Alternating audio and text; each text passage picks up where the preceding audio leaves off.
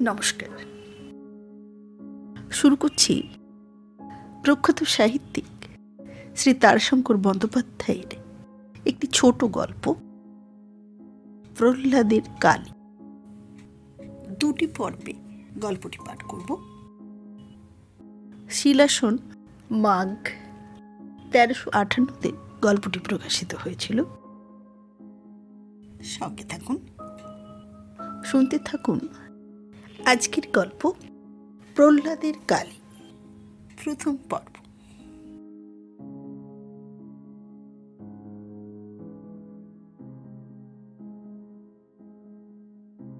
হোক না কেন খাঁচার বাঘ, বাঘ তো প্রহ্লাদ ভল্লা রুগ্ন, সেই কারণেই তাকে খাঁচার বাঘের সঙ্গে তুলনা দেওয়া। সুস্থ প্রহ্লাদ জঙ্গলের বাঘের মতো ভয়ঙ্কর, বয়সে বৃদ্ধ, সেই কারণেই তাকে খাঁচার বাঘের সঙ্গে তুলনা দেওয়া। সুস্থ প্রহ্লাদ জঙ্গলের বাঘের মতো ভয়ঙ্কর, বয়সে বৃদ্ধ, কিন্তু জঙ্গলের বৃদ্ধ বাঘও ভয়ঙ্কর। তার শাবককে ধরে টান দিলে বৃদ্ধ জীর্ণ বাঘ যেমন হুঙ্কার দিয়ে নিষ্ঠুর ক্রোধে আততায়ীকে থাবা মারে, প্রহ্লাদের ঘরে তার মা কালীর মূর্তিটির পিছন দিকে গিয়ে দারোগা মূর্তিটিকে স্পর্শ করবা মাত্র প্রহ্লাদ ঠিক ওই বাঘের মতোই একটা আয় আয় শব্দে হাঁক মেরে মারলে এক প্রচণ্ড চড়।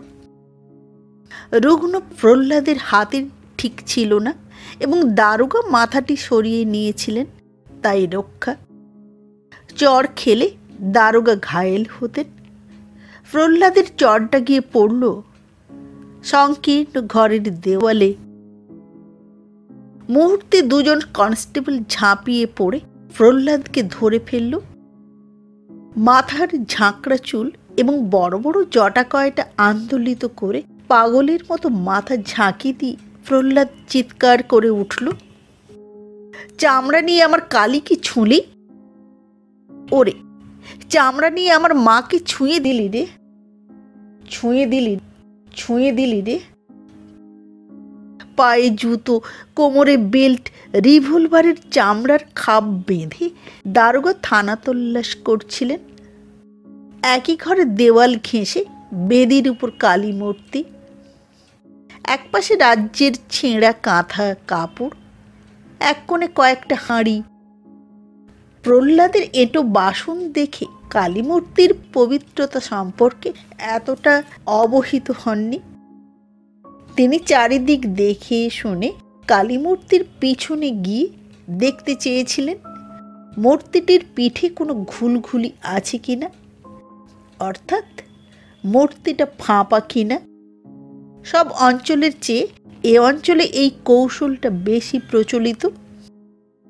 দিব্য একটি দেব মূর্তি, কিন্তু তার মাথাটি বা পেটটি ফাঁপা, তার মধ্যে থাকে চুরি ডাকাতির মাল, বেআইনি গাঁজা, চরস, আফিং। ভারতবর্ষে সোমনাথের শিবমূর্তির মধ্যে নাকি লুকানো ছিল অজস্র মণিমাণিক্য, রত্ন সম্ভার।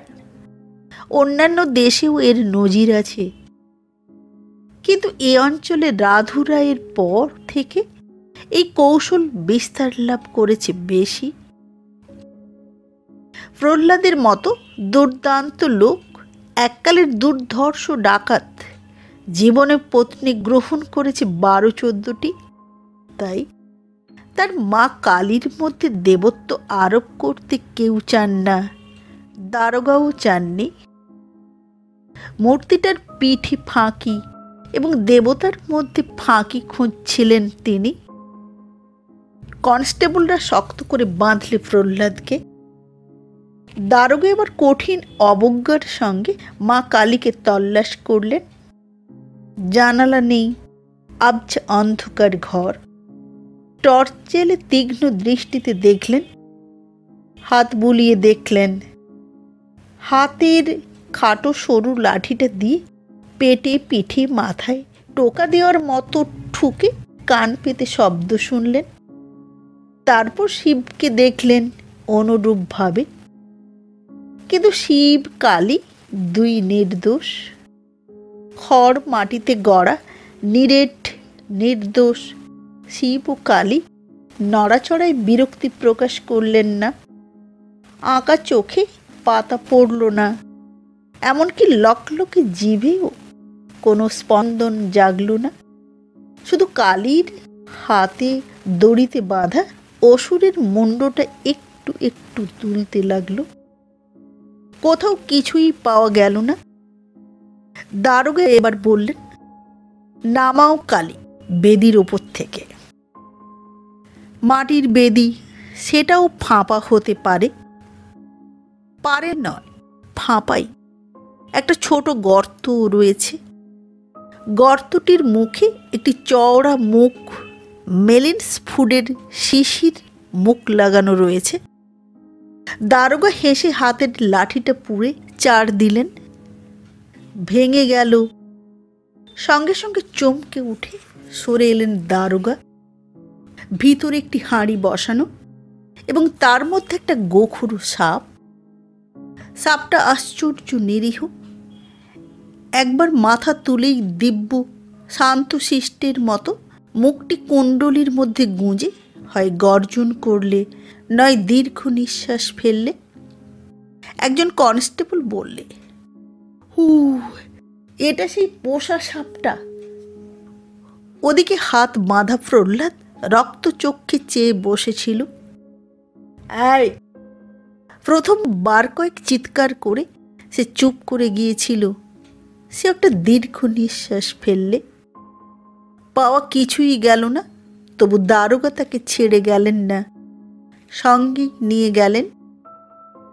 দারোগা, যাকে বলে দুঁদে লোক। ইংরেজ আমলে তিনি অনেক দুষ্টকে শাসন তো করেছেনই, অনেক ভদ্র ব্যক্তিকেও এক হাত দেখিয়েছেন।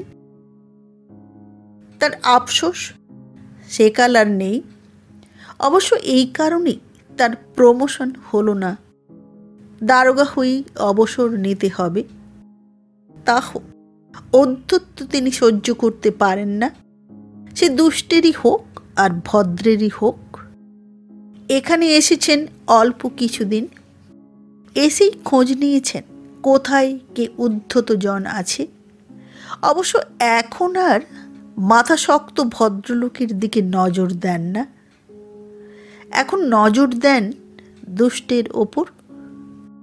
দারোগাটি এদিকে সত্যই সৎ লোক, ঘুষ নেন না, তবে বাতিক ওই উদ্ধত মানুষ সইতে পারেন না।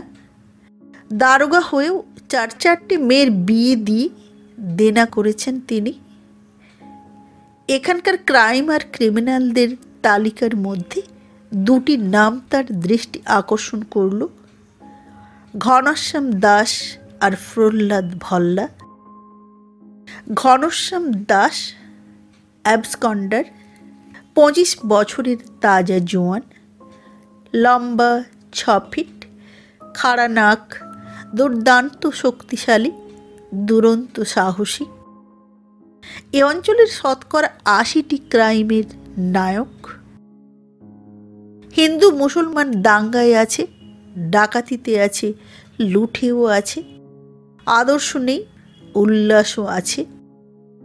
সে নিজের ভাগ নিয়ে সরে যায়। ছোড়া, লাঠি, সড়কি, একটা ভাঙা বন্দুকও তার আছে, কিন্তু সে ফেরার। তার পিছনে সিআইডি ঘুরছে। কবে কোথায় সে থাকে কেউ বলতে পারে না। পলিটিক্যাল, অর্ডিনারি দুই পথেই তার আনাগোনা। আর প্রহ্লাদ প্রাচীন নায়ক, বৃদ্ধ ব্যাঘ্র। দারোগা দৃঢ় প্রতিজ্ঞ হলেন, দুটোকেই তিনি দমন করবেন। বুড়ো বাঘ আর নতুন বাঘে দেখা হয় না, এ কি হয়? নিশ্চয় হয়।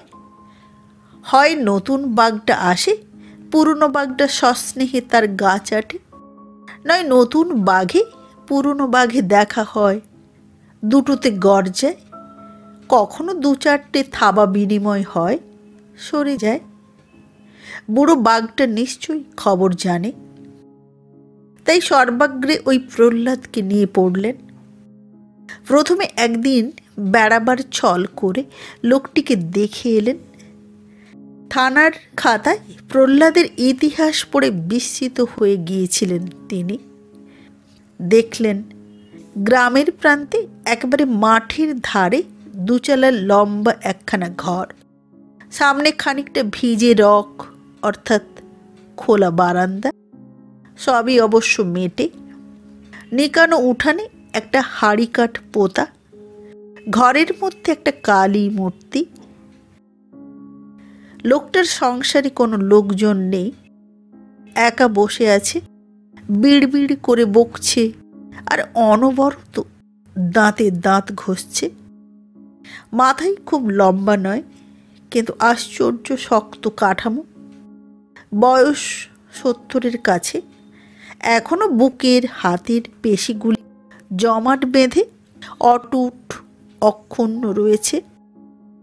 উপরের চামড়াটা একটু শিথিল এবং রুক্ষ হয়েছে, শুধু এক মাথা চুল রুক্ষ, তার মধ্যে গোটা চারেক জটা, দাড়ি গোঁফে আচ্ছন্ন মুখ, গলায় এক ছড়া রুদ্রাক্ষের মালা, কপালে সিন্দুরের ফোঁটা।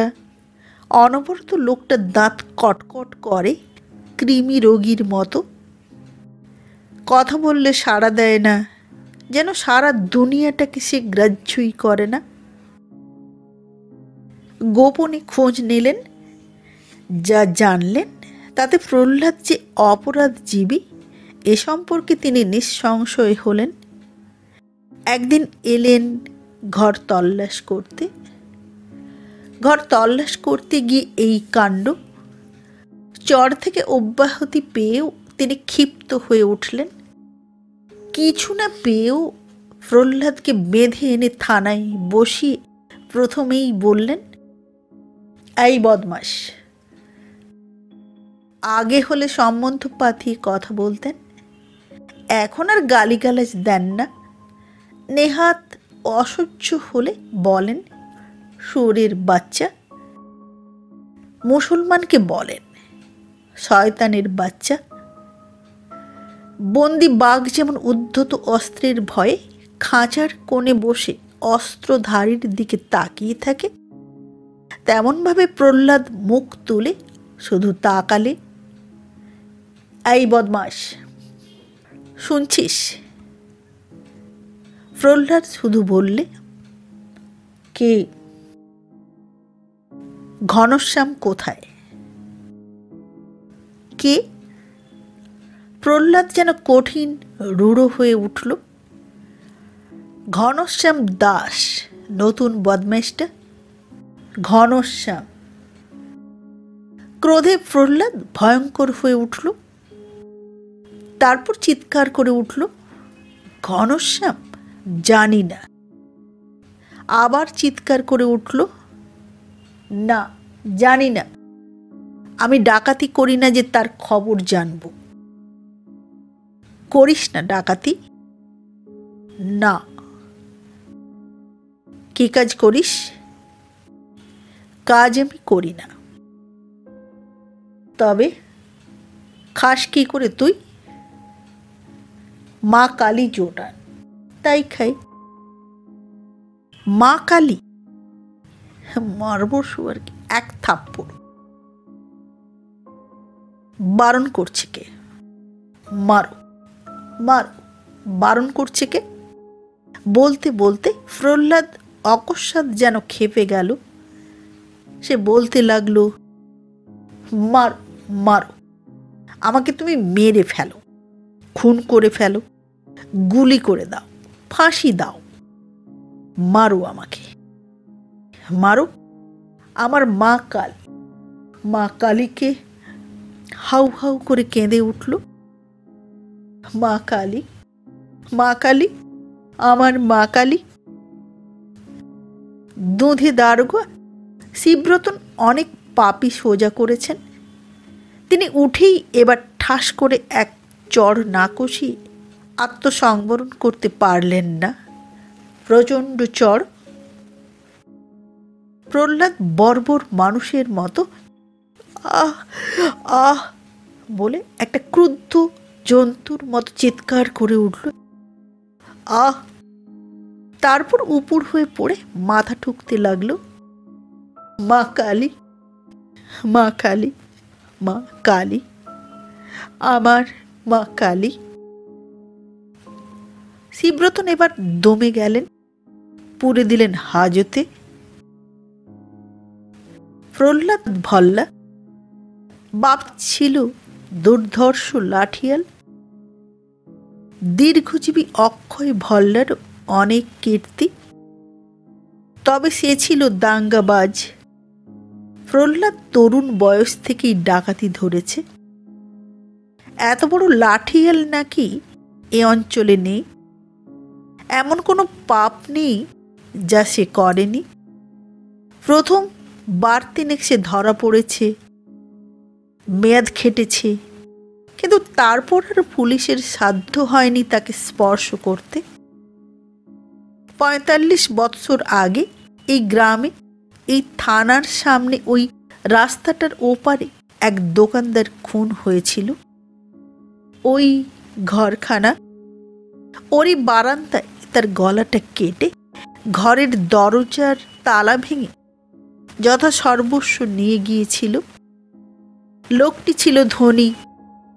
নিজের ধনের পরিমাণের চেয়েও পরের ধন তার ঘরে সঞ্চিত ছিল বেশি।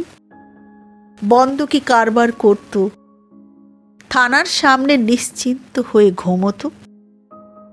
সে হলো খুন। প্রহ্লাদকে সন্দেহ হলো। লোকে বললে সে না থাকলে এ কাজ হয় না। দারোগাটাকে ডাকলেন। প্রহ্লাদ এক কথাই বললে, হ্যাঁ, আপনি যখন বলছেন তখন না বলবো কি করে? হ্যাঁ হ্যাঁ, এ কাজে ছিলাম আমি, আপনি ছিলেন, আমি ছিলাম। আমি পা ধরলাম, একজন হাত ধরলে, আপনি ছুরি চালালেন। আপনি নিজেই যখন বলছেন তখন আমি না বলবো কি করে? সে দারোগা ধমক দিতে চেষ্টা করেছিলেন। প্রহ্লাদ বলেছিল, আমি গাঁয়ের লোক, কিন্তু অনেক দূরে থাকি। তবে আমি না থাকলেই বা হয় কি করে? ঠিক কথা, কিন্তু এই থানা ২৫ হাত দূরের ঠিক সামনে যখন এ কাণ্ড হলো, তখন আপনি না থাকলেই বা হয় কি করে বলুন? কেসটার কিনারাই হয়নি। তবে প্রহ্লাদ হাসত, বলতো, কে জানে মশাই, ৩৫ বৎসর আগে কাদপুর ডাকাতির ইতিহাস আছে থানার খাতায়। কাদপুরের ছকু সাহা সম্পন্ন লোক। তাহার বাড়িতে ১৯১৫ সালে আগস্ট মাসে রাত্রি প্রায় ১টার সময় ডাকাতি হইয়াছে। মশাল জ্বালাইয়া আরে রে রে রে রে হাঁক মারিয়া ঘাঁটি পাতিয়া ডাকাতি। ঢেঁকির সাহায্যে দরজা ভাঙিয়াছে। ঢেঁকিটি উক্ত গ্রামেরই রামহৃদয় ঘোষের চালা হইতে তুলিয়া আনিয়াছিল, ফেলিয়া গিয়েছে। দলের লোক ছিল ২৫ হইতে ৩০ জন। গৃহস্বামী ছকু সাহা প্রথম সূত্রপাতেই ঘরের জানালা ভাঙিয়া পিছনের দিকে লাফাইয়া পড়িয়া পলাইয়াছিল। সমস্ত গ্রাম ঘুরিয়া লোকেদের ডাকিয়া তোলে। লোকজন জাগিয়েও কোনো ফল হয় নাই। ঘাঁটির কাছে কেহ অগ্রসর হইতে সক্ষম হয় নাই। ঘাঁটি আগলদারেরা চিৎকার করিয়া এবং লাঠি ঘুরাইয়া আতঙ্কের সৃষ্টি করিয়াছিল। ২-৩ জন পাকা খেলোয়াড় ছিল, মুখে ফ্যাটা বাঁধিয়া কালি মাখিয়েছিল বলিয়া শোনা যায়। তবে একজনকে অধিকাংশ লোকই চিনিয়াছে, সে প্রহ্লাদ ভল্লা। গ্রামের গোয়ালারা তাহাদের মহিষগুলি ডাকাতদের দিকে আগাইয়ে দিয়েছিল। তাহারা চমকিয়ে উঠিয়া ডাকাতদের ঘাঁটির দিকে সিং বাঁকাইয়া খানিকটা অগ্রসর হইয়াছিল, কিন্তু একজন লাঠিয়াল অকুত ভয়ে মোহরা লইয়া লাঠি মারিয়া মহিষগুলিকে হটাইয়া দিয়েছে। 3টি মহিষের একটি করিয়া শিং ভাঙিয়া গিয়েছে। সকলেই বলিতেছে, ওই লোকটি প্রহ্লাদ, প্রহ্লাদ ছাড়া ইহা কেহ পারে না। বাড়ির মধ্যে প্রায় 10-12 জন প্রবেশ করে। মেয়েদের এবং পুরুষদের জ্বলন্ত মশাল দিয়া প্রহার করিয়া উৎপীড়ন করিয়া টাকার সন্ধান চায়, বাহির করিয়া দিতে বলে। ইহার মধ্যে শেখপাড়ার ভুরু শেখকে সকলে চিনিয়াছে। ভুরু ঘটনার অব্যবহিত পূর্বে পরপর 3 দিন ছাগল কেনার অছিলায় ওই বাড়িতে আসিয়াছিল এবং অনাবশ্যক সময়ক্ষেপ করিয়া বসিয়েছিল। বাড়ির পিছন দিয়ে চলিয়া যাইতেও দেখিয়েছে সকলে। তার পরের পাতায় আছে, ভুরু শেখকে গ্রেপ্তার করা হইল। ভুরুর শরীরে, হাতে, বুকে 4টি সদ্য পোড়ার দাগ পাওয়া গেল। তাহার কিছু দাড়িও পুড়িয়েছে। মশাল লইয়া মারপিটের সময় অসাবধানতাবশত ইহা হইয়াছে, ইহাতে সন্দেহ নাই। প্রহ্লাদ ভল্লাকেও পাওয়া গেল না। তাহার বাড়িতে বলিতেছে, সে গত পরশু অর্থাৎ ঘটনার পূর্বদিন হইতেই সদর শহরে গিয়াছে। সেখানে উকিল রঘুনাথ বাবুর বাড়িতে পুত্রের বিবাহে রায় বেশে নাচের বায়না লইয়াছে। সত্যই তাই। রঘুনাথ বাবু সদরের ফৌজদারি আদালতের বড় উকিল। ম্যাজিস্ট্রেট কোর্ট থেকে জজ সাহেবের দায়রা পর্যন্ত প্রত্যহ 3-4টে মামলা তাঁর থাকেই। দায়রাতে 8 টাকা ফি। নিজের ছেলের বিবাহে তিনি শখ করে রায় বেশে নাচ করিয়েছিলেন। 1 দল নয়, 3 দল। বলেছিলেন, ওদের অনেক টাকা খাই, আর ছেলের বিয়েতে ওদের বায়না না করলে চলবে কেন? এবং এই ঘটনার দিন রাত্রে বড় মজলিসে জজ, ম্যাজিস্ট্রেট, পুলিশ সাহেব, SDO থেকে উকিল, মোক্তার, জমিদার, মহাজন, ব্যবসাদারদের সম্মিলিত করে যে আপ্যায়নে আপ্যায়িত করেছিলেন, তার মধ্যে হ্যাপি ভ্যালির চা থেকে জনি ওয়াকার পর্যন্ত পানীয়ের সঙ্গে ওই রায় বেশি দলের দুর্দান্তদের লাঠি খেলার আসর ছিল। তারপর ছিল খ্যামটা নাচের আসর। কিন্তু খেলার আসর এমনই জমে উঠেছিল যে নাচের আসর 11টার আগে বসতে পারেনি। পুলিশ সাহেব ছিল খাস লালমুখ প্রাইস সাহেব। প্রাইস সাহেব যেমন ছিল দুধে, তেমনি ছিল খেলা আর শিকারে ঝোঁকালো। যে দারোগা গোঁপ না রাখত তাকে ডেকে বলতো, तुम औरत है, मैं लोग अच्छो, मॉस्टेज किधर है, मॉस्टेज किधर गया, तुम औरत है। যে দারোগার গোপ ঝুলে থাকতো তার গোফের দুদিক নিজের হাতে ধরে উপরের দিকে টেনে তুলে দিয়ে বলতো, ऐसा পাকাও। সেই প্রাইস সাহেব খেলা দেখে মেতে উঠেছিল। বলেছিল, রঘুনাথ বাবু ই লোগোকে ডর করতে মানা করেন। I M A sportsman. খেলা দেখে আমি ডেকুইট ভাবিব না। তারপর বলেছিলেন, সত্যি খেলা দেখলাও বাবা লোক, নকল দেখিব না। হ্যাঁ, ঠুকঠাক না, একদম ঠুঁই ঠাঁই লাগাও। এই 10 রুপিয়ার নোট বকশিস। টেবিলে নোটখানা রেখে জনি ওয়াকার পূর্ণ গেলাসটা ঠক করে চাপা দিয়ে আবার বলেছিলেন, লাগাও, এবং গেলাসটা তুলে চুমুক দিয়েছিলেন। 7 জন লোক সারি দিয়ে দাঁড়ালো লাঠি হাতে। ওদিক থেকে প্রহ্লাদ হাঁক মেরে পড়ল লাফ দিয়ে। 5 লাইট জ্বলছিল। সেই আলোতে মিনিট 4 জন্য দেখা গেল প্রহ্লাদ এদিক থেকে ওদিক বিদ্যুৎ বেগে ঘুরে এলো 12 তিনেক। 7খানা লাঠির উপর তার লাঠির ঘা পড়ছে। লাঠির ঠিক দেখা যাচ্ছে না, দেখা যাচ্ছে একটি ক্ষীণ ঝকমকে রেখার নড়াচড়া। তেল মাখানো ঘুরন্ত পাকা লাঠির চিকচিকে গায়ে আলোর ছটা বাজছে। সেই ছটাটা ঘুরছে আর শব্দ উঠছে, ঠোঁই ঠাঁই। তারপরই দেখা গেল একজন টুল্ল। প্রহ্লাদ চলে গেল ওপারে। তারপরই দেখা গেল এবার তাকে চক্রাকারে ঘিরে ফেললে। সব কখানা লাঠি একসঙ্গে পড়তে লাগলো। খট খট খট খট শব্দ। তারপরই 2-3 জন পড়ল। প্রহ্লাদ হাঁক মেরে বেরিয়ে এলো। সাহেবকে সেলাম করে দাঁড়ালো।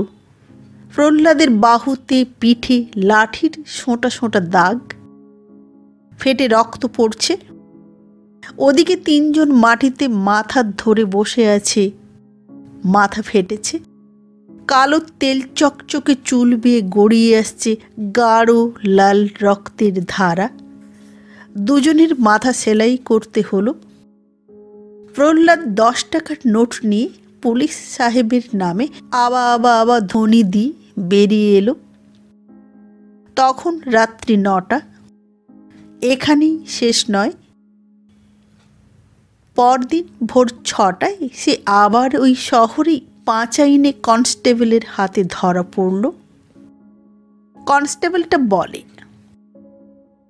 লোকটা তাকে গ্রাহ্যই করলে না। ধরা পড়তে অবশ্য প্রহ্লাদ কোনো অবাধ্যতা দেখায়নি। বিনীতভাবেই সঙ্গে গিয়েছিল। বলেছিল, অত শত জানি না, ভুল হয়ে গিয়েছে। প্রহ্লাদকে ডাকাতির অপরাধে চালান দিয়ে দারোগা অপ্রস্তুত হয়েছিলেন। স্বয়ং প্রাইস সাহেব বলেছিলেন, এ হয় না, হতে পারে না। 9টা পর্যন্ত লোকটা খেলা দেখিয়েছে। আমার চোখকে আমি অবিশ্বাস করতে পারি না। আবার 6টার সময় ধরা পড়েছে এখানে মিউনিসিপ্যাল অ্যাক্টে। 9 আওয়ার্স।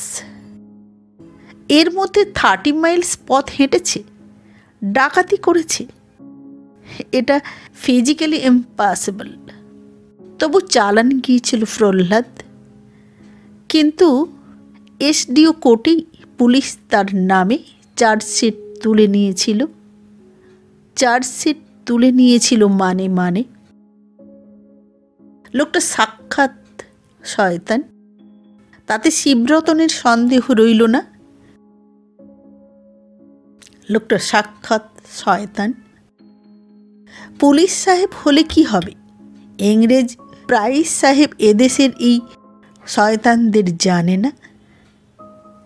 শিবরতন 1915-16 সাল পর্যন্ত ইয়ং বেঙ্গল ছিলেন।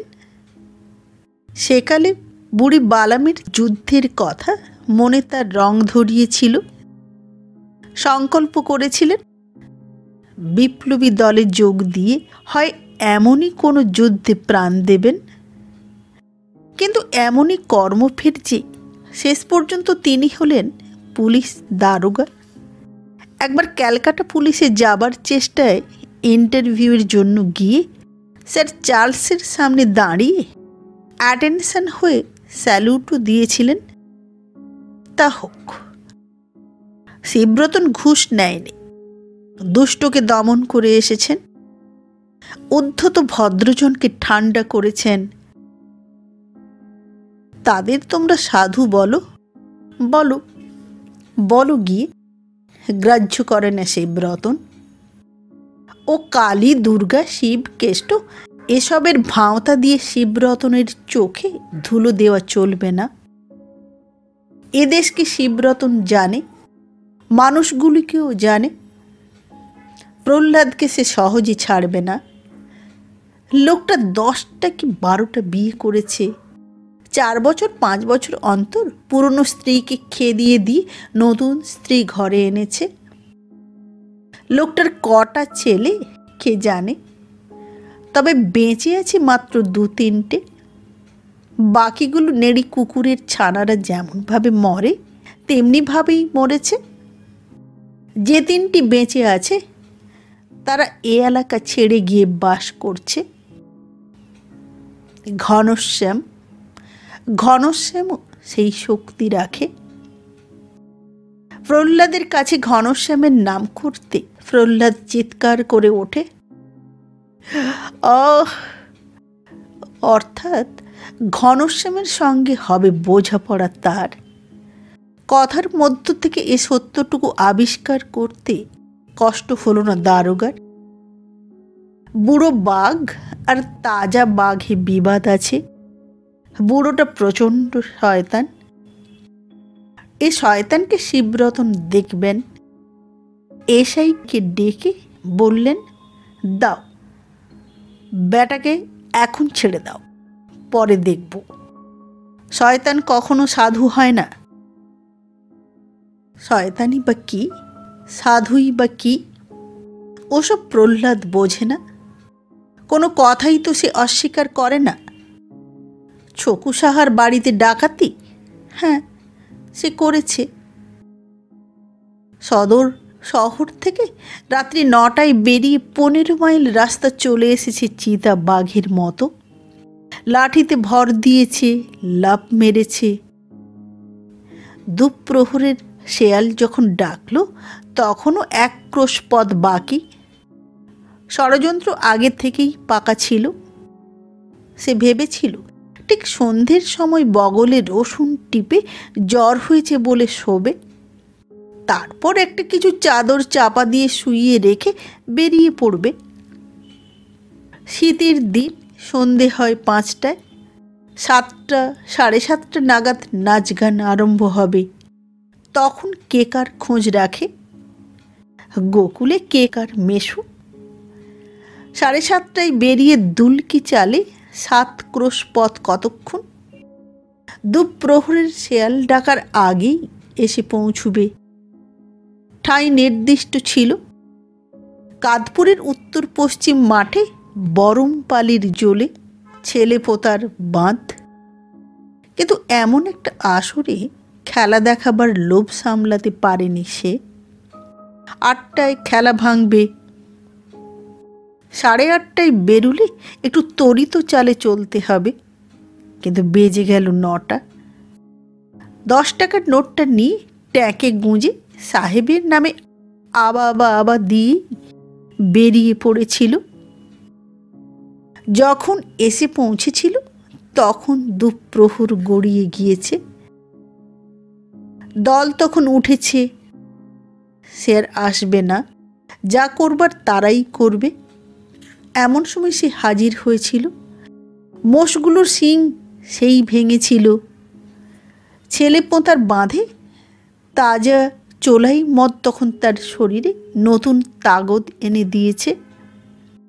মাথায় সদর শহরের খেলার উল্লাসের উপর ডাকাতির নেশা। জমের সঙ্গে মুখোমুখি দাঁড়াবার সাহস জেগেছে। জমের বাহনের শিং ভেঙে সে যে কি উল্লাস! বলতে বলতে প্রহ্লাদের ধ্বনি দিতে ইচ্ছে করে, কিন্তু সে কি পারে? প্রহ্লাদ ধ্বনির বদলে হাহা করে হাসে। বলে, মাঘ মাসে রসালো মূলোর মতো মুচড়ে গেল। জয় মা কালী। ফেরার পথে কষ্ট হয়েছিল, কিন্তু পথে কষ্টের আসান করলেন মা কালী। জয় মা কালী, জয় মা কালী। ক্রোশ 3 পর কুচুইঘাটায় পশ্চিমে তামাক ব্যবসায়ী সাহুদের তামাক বোয়া ঘোড়াটা পড়েছিল নজরে। শীতের দিন চালায় বাঁধা ঘোড়াটা বোধহয় শীতের চোটেই চি শব্দে ডেকে প্রহ্লাদকে আকর্ষণ করেছিল। না, শীত নয়, মশা নয়, মাছি নয়, মা কালী। মা কালীর ইচ্ছেতেই ঘোড়াটা ডেকে উঠেছিল। প্রহ্লাদ বলে আর কি। ঢুকলাম চালায়, দড়ির লাগাম এঁটে ব্যাটাকে বের করে চাপলাম পিঠে। খেজুরের ডাল ভেঙে নিয়ে কষে দিলাম ঘা কত। ছুটল পক্ষীরাজ। ঘোড়াটা বেশ বড় সড়ো, কিন্তু বুড়ো আর হাড় পাঁজরা সার। আফসোস হলো কম্বলের পালানের জন্যে। ব্যাটা যত ছোটে তত সিদ্ধাঁড়ার ওপর ঠুকে ঠুকে পড়ি। প্রহ্লাদ বলে আর কি, কিন্তু কি করব? পক্ষীরাজ চড়ে আরও 3.5 ক্রোশ এসে 1/2 ক্রোশ থাকতে ব্যাটাকে ছেড়ে দিলাম। লাগামটা খুলে ফেলে দিলাম। ব্যাটাকে নামিয়ে দিলাম দলদলওয়ালা একটা পুকুরে। তারপর 1/2 ক্রোশ রাস্তা ধীরে সুস্থে হেঁটে শহরে ঢুকে কনস্টেবল ব্যাটাকে দেখে ওই মতলব মনে হলো। ধরুক ব্যাটা আমাকে, হাজতে নিয়ে চলুক। বসে গেলাম রাস্তার ধারে, লাগুক 5 আইন। কিন্তু থানার সামনে ওই খুনে আমি ছিলাম না।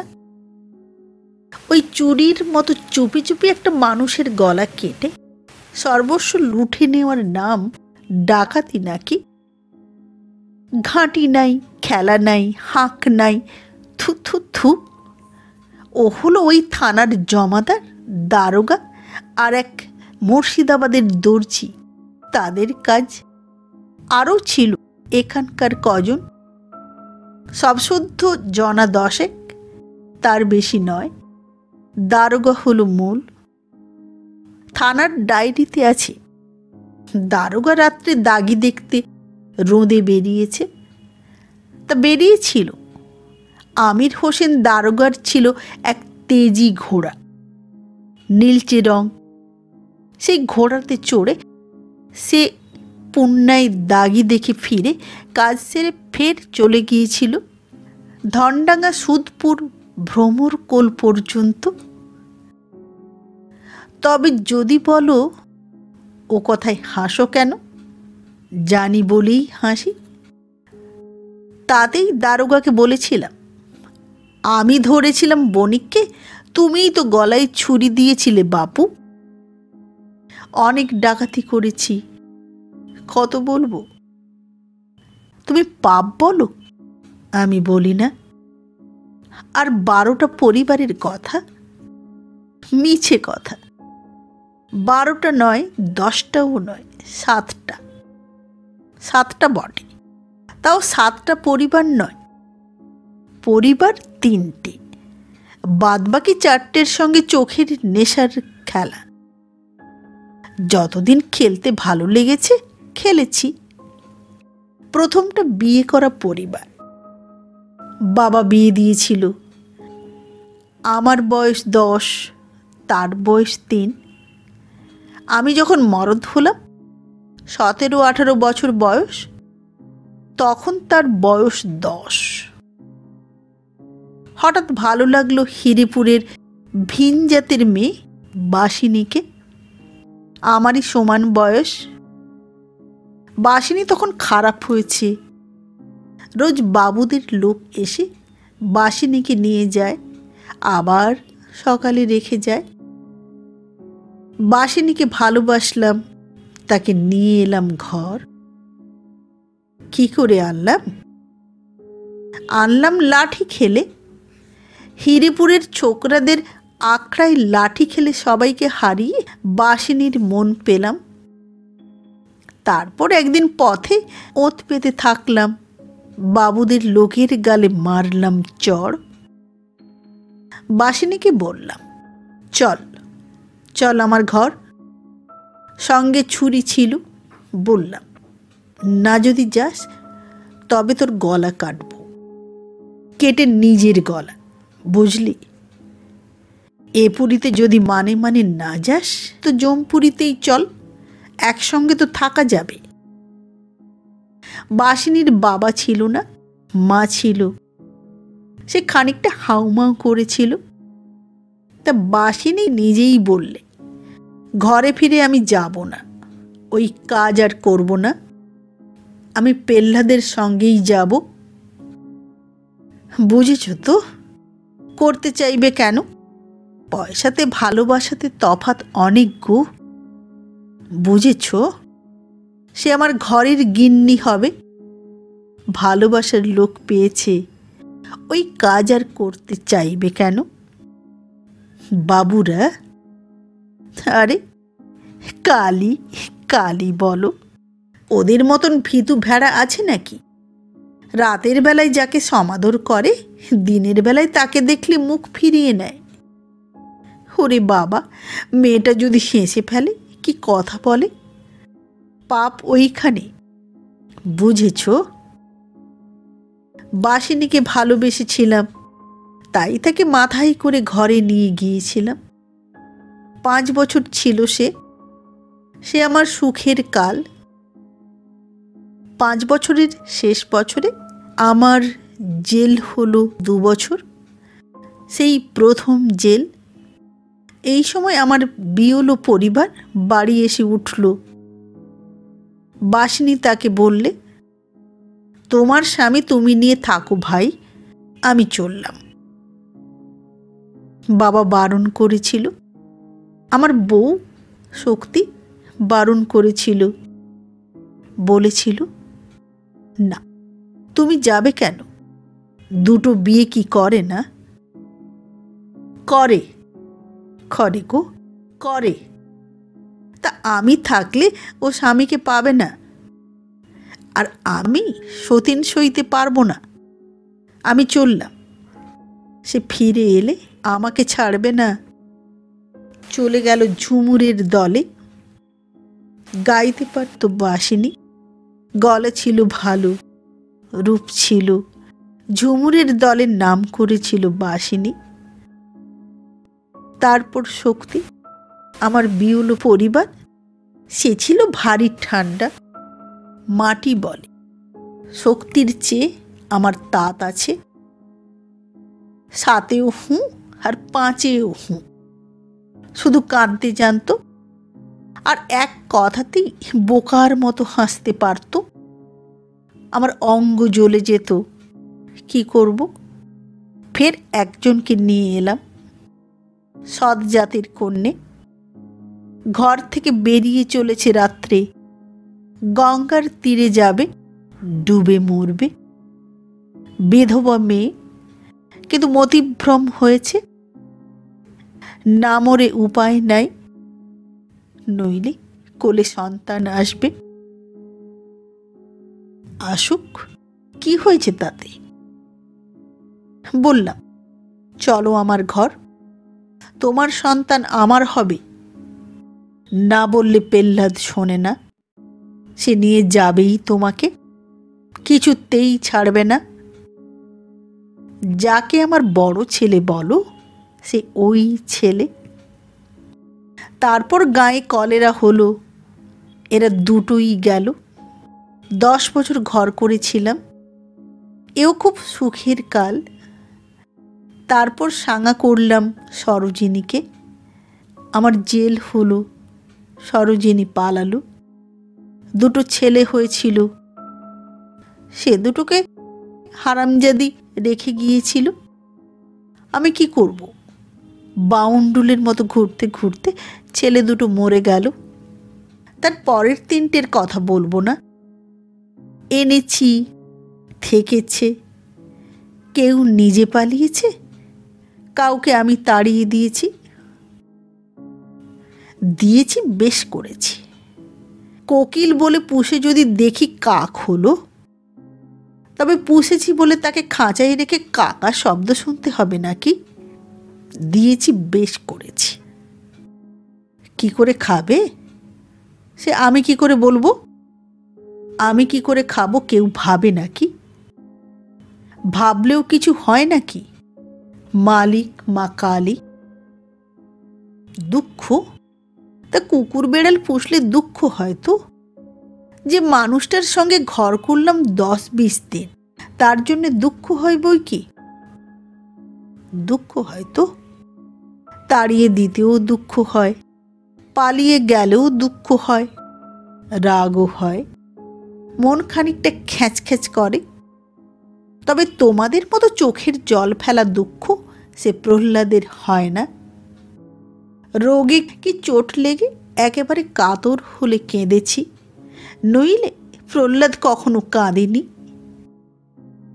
আমার বিউল পরিবার, শক্তির সন্তান টন্তান হয়নি।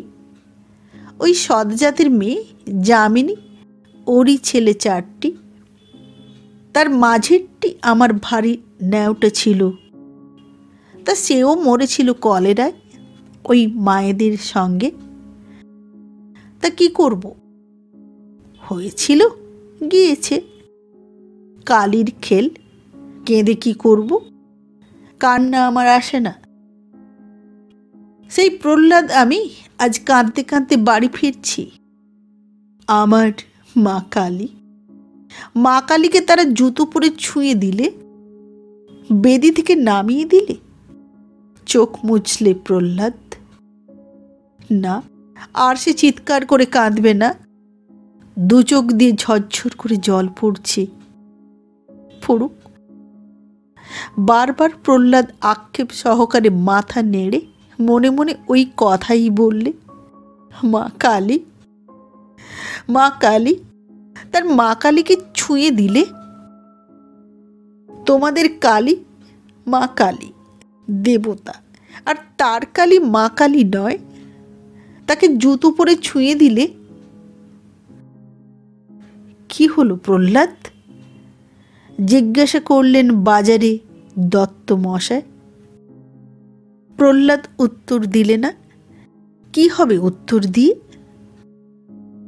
দত্ত বললেন, আমি সব শুনেছি প্রহ্লাদ, তুই একটা দরখাস্ত কর।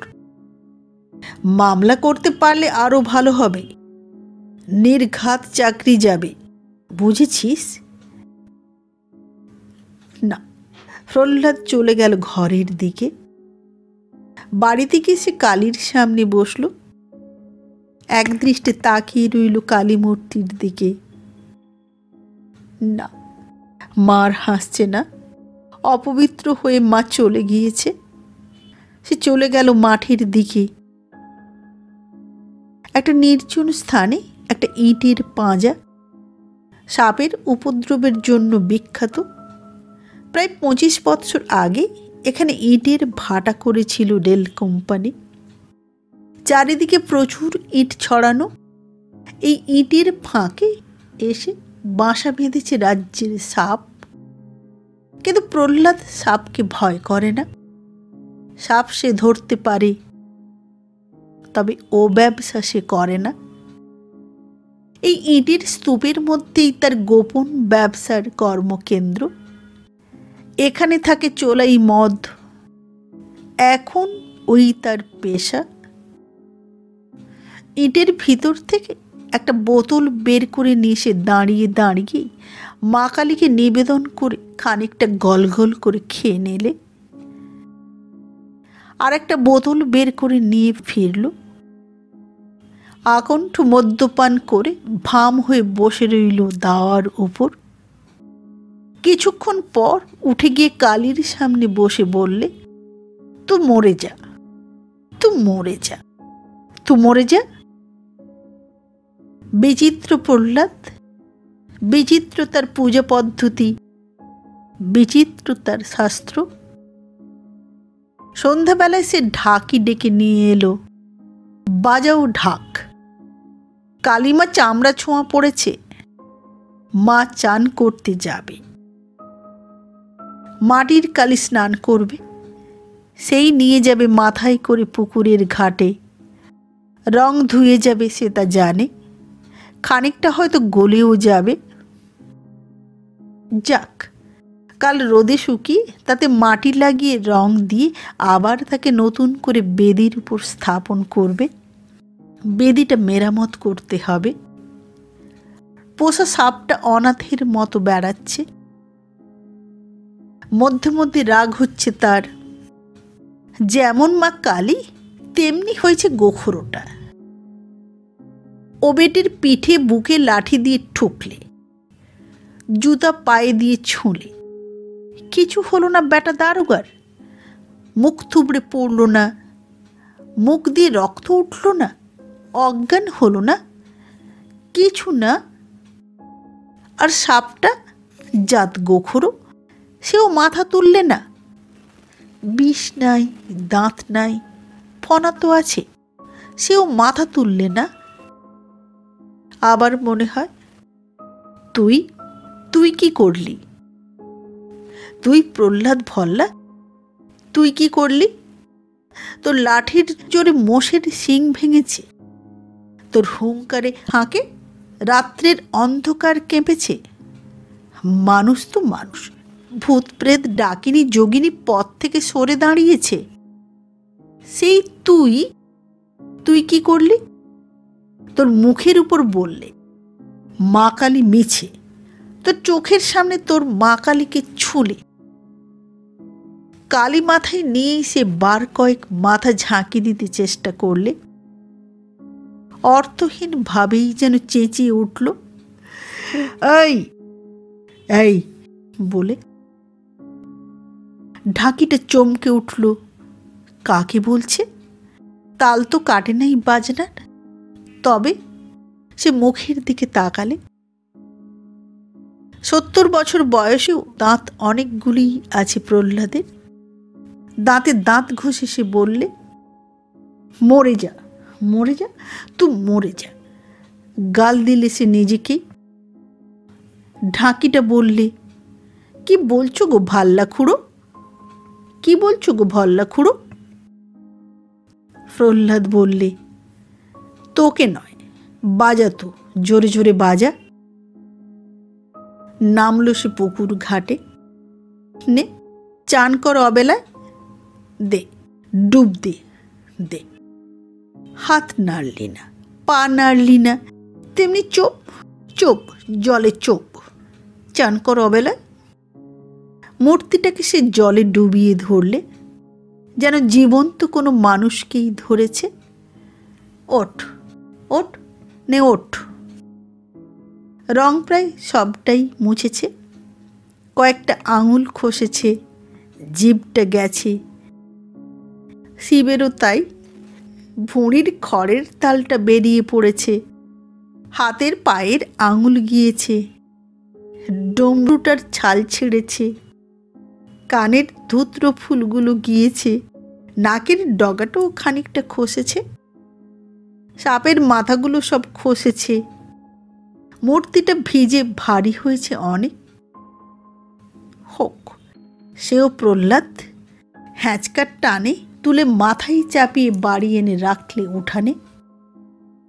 থাক, এইখানে থাক। সে বসল। ঢাকিটাকে বললে, বস। টেনে নিলে বোতলটা, নিজে খানিকটা খেয়ে ঢাকিটাকে বললে, হাঁ কর। তার মুখে খানিকটা ঢেলে দিলে। তারপর বললে, কাল সন্ধ্যেতে কালীর পূজা হবে, বুঝলি? ঢাক কাশি শিঙে চাই। ঠিক সন্ধ্যের সময় আসবি, আর ভোরবেলায় ধুমুল দিয়ে যাবি। ঢাকিটা চলে গেল। সে আসবে, পয়সা প্রহ্লাদ দেবে, বাকির কারবার সে করে না, তবে কিছু কম দেয়, তা দিক। তেমনি ওই চোলাই মদ দেবে পেট ভরে, প্রসাদ খাওয়াবে ভালো করে। আজকের বাদ্যির দক্ষিণে নেই ওই মদে মদেই শোধ। সন্ধ্যা হয়ে এসেছে। প্রহ্লাদ চুপ করে বসে রইল অন্ধকারের দিকে চেয়ে। দেহের নির্যাতন সে কোনো দিনই গ্রাহ্য করেনি। আজও তার সে কথা মনে নেই। সে ভাবছে দারোগার কথাগুলি। সে ডাকাত। ডাকাত ডাকাত বলাই দুঃখ সে কোনো কালেই অনুভব করেনি। ডাকাত? তার মতো ডাকাত হয় কে? মরদ না হলে ডাকাত হয় না। বাঘের মতো সাহস চাই, তেমনি হাঁক চাই, তেমনি চাই বুকে আর হাতে জোর, তবে ডাকাত হয়। তাকে তুই 12টা বিয়ের কথা বলেছিস? 12টা নয়, 7টা বিয়ে করেছে সে। তা হোক, ওতেও তার দুঃখ নেই, কিন্তু মা কালীকে নিয়ে ভণ্ডামি করে। মা কালী তার মিথ্যে, এ কেন বললি? কেন তার মা কালীকে ছুঁয়ে দিলি? তুই পাপী, মহা পাপী। তোকে সাজা পেতে হবে, নিশ্চয় হবে, নিশ্চয় হবে। নমস্কার। প্রহ্লাদের কালী আজ এইটুকুই।